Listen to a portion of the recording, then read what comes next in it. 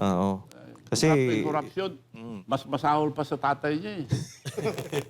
Ang tatay niya nandun sa Guinness Book of Record, the biggest robbery of government. Akala ko nung tinulungan ko, aayusin niya yon. Hindi, nilampasan pa eh. So yung record sa Tinalo Guinness, niya. lagpas na ngayon. Lampas 3 na. taon pa lang. Kaya dapat ilagay din sa Guinness Book of Record. So ibig sabihin Manong, kahit na may sabihin yung sa ICI against to president, pinapa-cancel ganun kasi sabi Pero niya. pa-cancel. Like yung sinabi niya, huwag niyo pwedeng bigay yan. Tiyanggal.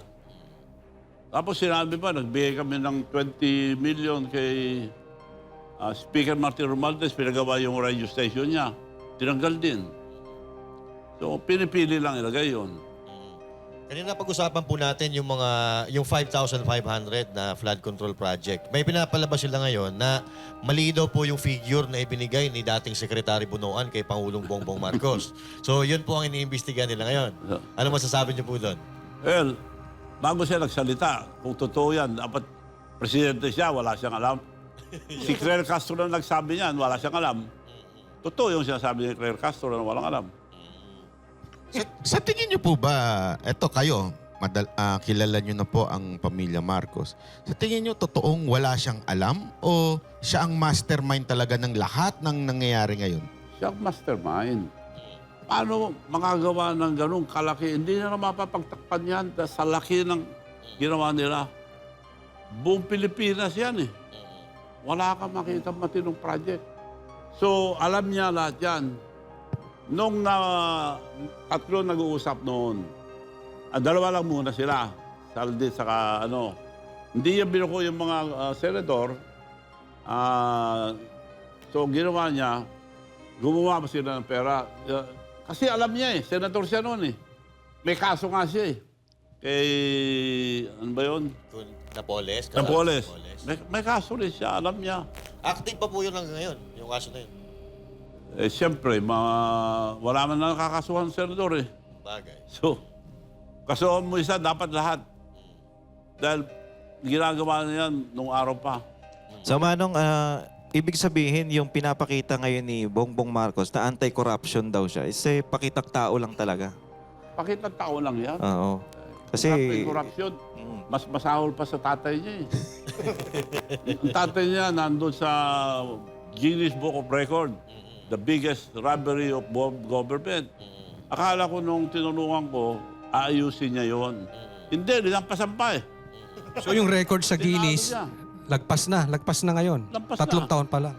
Eh, dapat ilagay din sa Guinness Book of Record. mas malupit dapat siya. At saka yung sinasabi niyo dun sa isa niyong interview na pagkapanalo ni Bongbong Marcos, parang hindi na kayo kilala.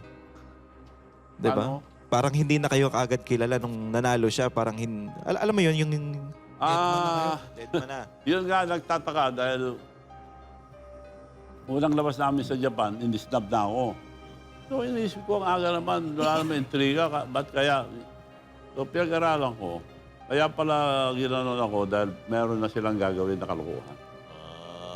So ito Mabubuo po, ko yun. Ano. sa tingin niyo po ba itong ginagawa ni Attorney, yung si Claire Castro ay nakakatulong kay Pangulong Bongbong Marcos o lalong nakakasira? Kasi Walang kredibilidad si Claire Castro.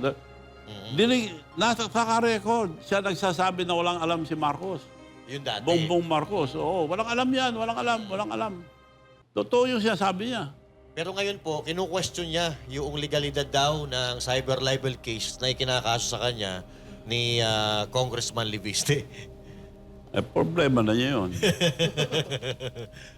May tanong. Eto Manong, total, 'di ba? Sinabi niyo na rin naman po na nakakasama kayo noon ni Marcos Jr. lalong-lalo na nung halalan, isa kayo sa tumulong sa kanya, tumulong para sa pangangandidato nung halalan. Kasi 'di ba, may nilabas na etong si Amy Marcos na yang si Marcos Jr. nga daw ay gumagamit ng droga. Kayo po ba, may mga time po ba na namataan nyo na may ginagawang kababalagan? Mayroon pinapakitang video. Ewan ko, baka February daw ilalabas. Yung mga, Noon? Ano yan? February. May video ulit. Kaya yung rally sa February, tinatanong ko nga, ako nagko-coordinate lang. Lahat yung against graft and corruption,